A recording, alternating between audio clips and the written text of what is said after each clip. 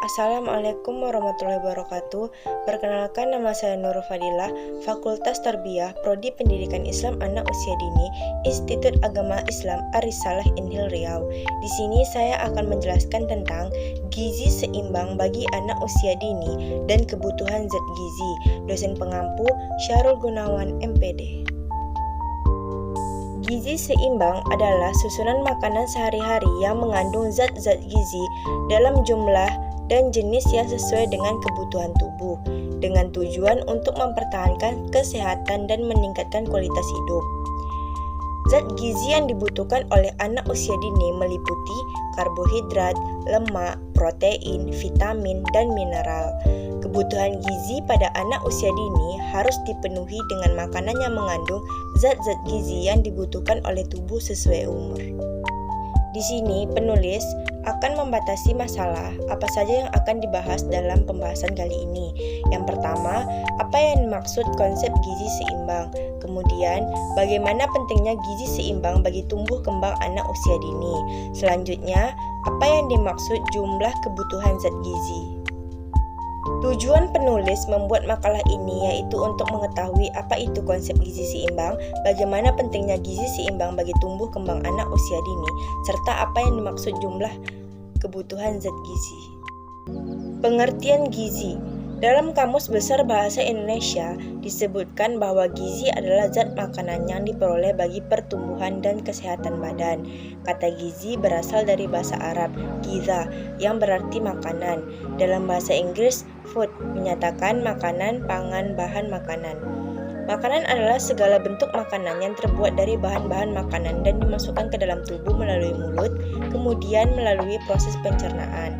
Makanan mutlak dibutuhkan bagi tumbuh kembang anak, baik secara fisik maupun fisikis. Makanan yang masuk ke dalam tubuh juga diolah menjadi energi yang bermanfaat bagi aktivitas anak sehari-hari. Memilih asupan makanan bagi anak bukan hanya dilihat dari faktor menyenangkan saja, tetapi juga perlu memilih makanan yang menyehatkan. Berikut beberapa fungsi zat gizi. Yang pertama, sumber energi atau tenaga. Jika fungsi ini terganggu, orang menjadi berkurang geraknya atau kurang giat dan merasa cepat lelah. Yang kedua, menyokong pertumbuhan badan, yaitu penambahan sel baru pada sel yang sudah ada. Yang ketiga, memelihara jaringan tubuh, yaitu mengganti sel yang tampak jelas pada luka tubuh, yaitu terjadinya jaringan penutupan luka. Yang keempat, mengatur metabolisme dan berbagai keseimbangan dalam cairan tubuh, keseimbangan air, asam basa, dan mineral. Dan yang terakhir yaitu yang kelima, berperan dalam mekanisme pertahanan tubuh terhadap berbagai penyakit sebagai antioksidan dan antibodi lainnya. Sumber zat gizi dibedakan menjadi beberapa bagian. Yang pertama, sumber zat tenaga, yaitu padi-padian dan umbi-umbian, serta tepung-tepungan seperti beras, jagung, gandum, ubi-ubian, kentang, sagu, roti, dan mie. Makanan yang mengandung sumber zat tenaga menjunjung aktivitas sehari-hari. Yang kedua, sumber zat pengatur, yaitu sayur-sayuran dan buah-buahan. Zat pengatur mengandung berbagai vitamin dan mineral yang berperan untuk melancarkan bekerjanya fungsi organ tubuh. Yang ketiga, sumber zat pembangun, yaitu kacang-kacangan, makanan hewani, dan hasil olahan. Makanan sumber zat pembangun yang berasal dari nabati adalah kacang-kacangan, tempe, dan tahu. Sedangkan makanan sumber zat pembangun yang berasal dari hewani adalah telur, ikan, ayam, daging, susu, serta hasil olahannya. Zat pembangun berperan sangat penting untuk pertumbuhan dan perkembangan kecerdasan seseorang. Ada beberapa jenis-jenis zat gizi. Yang pertama, karbohidrat, kedua, lemak, ketiga, protein, keempat, vitamin, dan yang kelima, cairan tubuh. Pentingnya gizi seimbang bagi tumbuh kembang anak usia dini. Usia di bawah 5 tahun atau balita merupakan usia yang penting dalam pertumbuhan dan perkembangan fisik anak. Pada usia ini, anak masih rawan dengan berbagai gangguan kesehatan, baik jasmani maupun rohani. Secara psikologis, rentan usia ini sangat menentukan karakter anak. Jika anak sering diejek atau dicemooh, kemungkinan besar anak tumbuh menjadi anak yang tidak punya kepercayaan diri. Anak yang selalu dimanja akan tumbuh menjadi anak yang tergantung kepada orang lain. Demikian juga anak yang tumbuh selalu ditekan dengan ancaman, anak akan tumbuh dengan ketakutan bahkan depresi.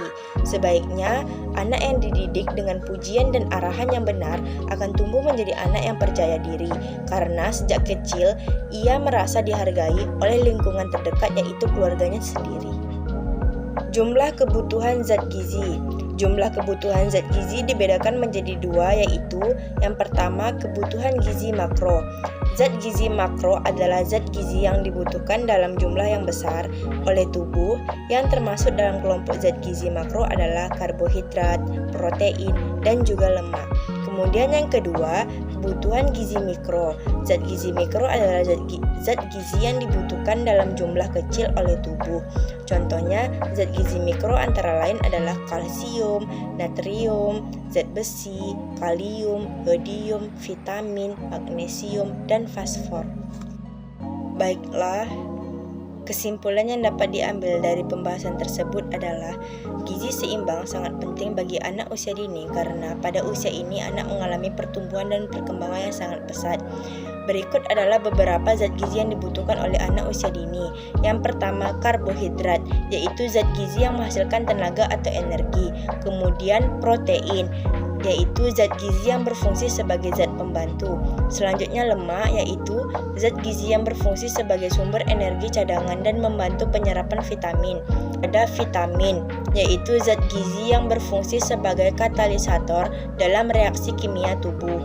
Selanjutnya ada mineral, yaitu zat gizi yang berfungsi sebagai pembentuk tulang dan gigi serta membantu fungsi sistem saraf dan otot. Selanjutnya air, zat gizi yang berfungsi sebagai pelarut dan membantu menjaga keseimbangan cairan dalam tubuh.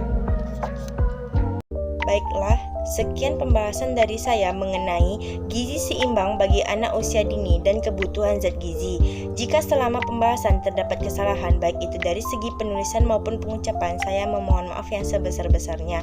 Terima kasih, saya akhiri. Wassalamualaikum warahmatullahi wabarakatuh.